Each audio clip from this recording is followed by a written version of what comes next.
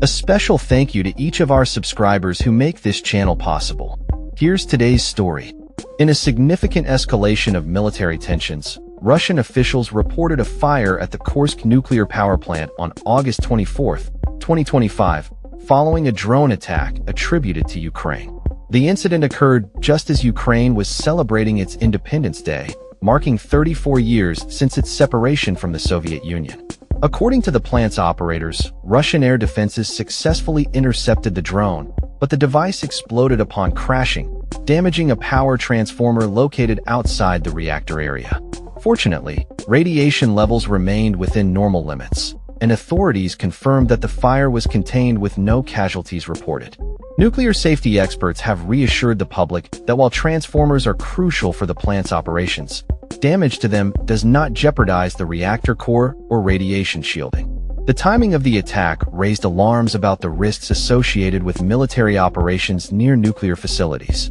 The International Atomic Energy Agency, IAEA, has consistently urged both Moscow and Kyiv to exercise maximum restraint to prevent potential catastrophic incidents.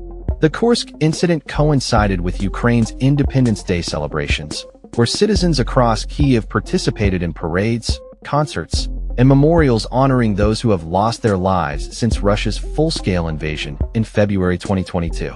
Ukrainian President Volodymyr Zelensky, while not directly commenting on the Kursk incident, emphasized Ukraine's unwavering commitment to fighting for peace and independence. In a show of international solidarity, Ukraine's allies marked the occasion with gestures of support. The UK government raised Ukrainian flags over Downing Street as a symbol of their commitment to Ukraine.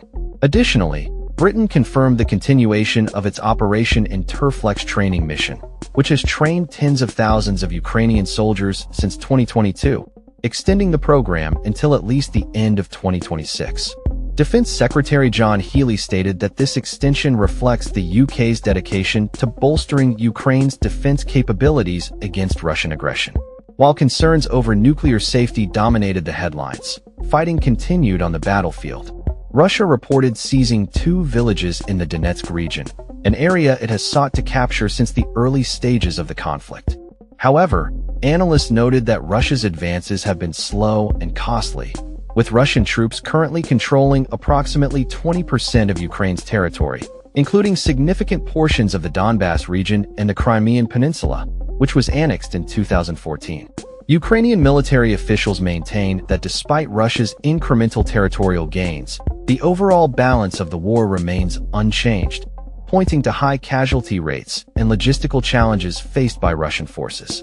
Diplomatic efforts have intensified in August, with U.S. President Donald Trump and Russian President Vladimir Putin holding a summit in Alaska on August 15th, aimed at establishing a framework for peace.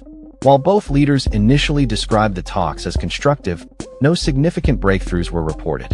Trump has since expressed frustration over the lack of progress and hinted at potential new economic measures, including sanctions against Russia if it does not demonstrate flexibility in negotiations.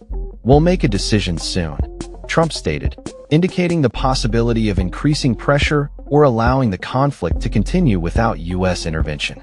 Meanwhile, President Zelensky has consistently called for an unconditional ceasefire and a comprehensive peace settlement, accusing Russia of obstructing dialogue by refusing direct talks and imposing unacceptable terms.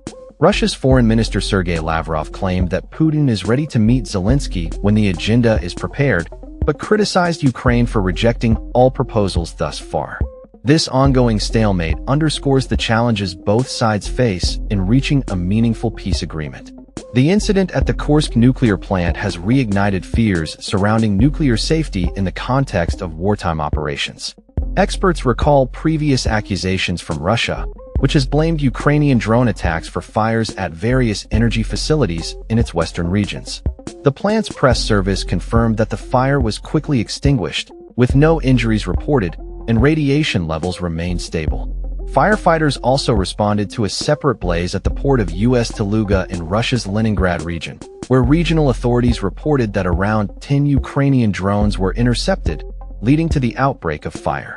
On the diplomatic front, Canada's Prime Minister Mark Carney visited Kyiv on Independence Day to meet with President Zelensky, emphasizing the importance of international support during these challenging times. Zelensky shared a letter from King Charles, expressing admiration for the resilience of the Ukrainian people and hope for a lasting peace. The UK government reiterated its support by flying Ukrainian flags above Downing Street and confirming the extension of military training for Ukrainian soldiers. As fighting continues in eastern Ukraine, with Russia claiming further territorial gains, the situation remains precarious. The war, which began with Russia's full-scale invasion in February 2022, has led to intense international scrutiny and calls for a halt to hostilities.